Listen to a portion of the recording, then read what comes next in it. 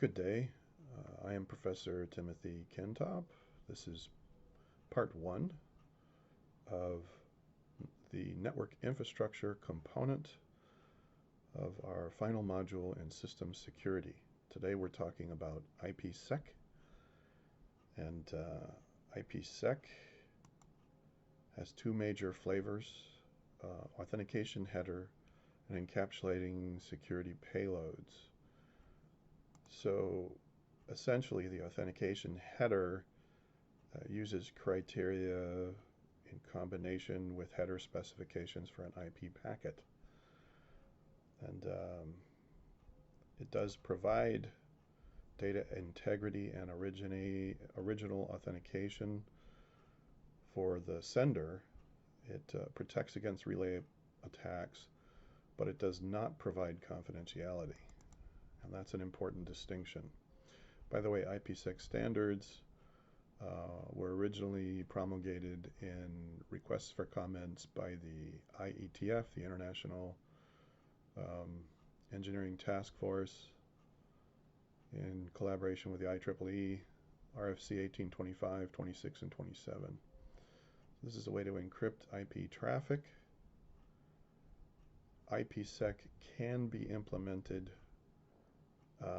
uniformly and centrally managed, and it can be enforced with group policy objects in an Active Directory scenario. Active Directory, you may remember, is an enterprise. It's one incarnation of an enterprise or centralized security account management model. It's a Microsoft domain, basically, and you can use group policy objects to implement systemically the use of IPSEC. AH is the first flavor we just talked about, encapsulating security payloads. So it includes limited confidentiality of data. So it encapsulates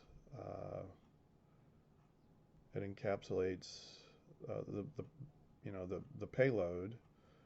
There's data integrity and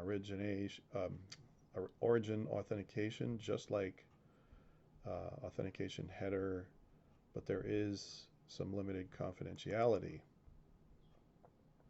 So if you want confidentiality, you have to use ESP. That's one distinction between AH and ESP. Now, either AH or ESP can be implemented in transport or tunneling modes.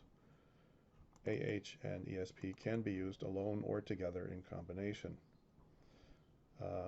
Let's talk about the transport mode first. Transport mode is faster. It's host to host.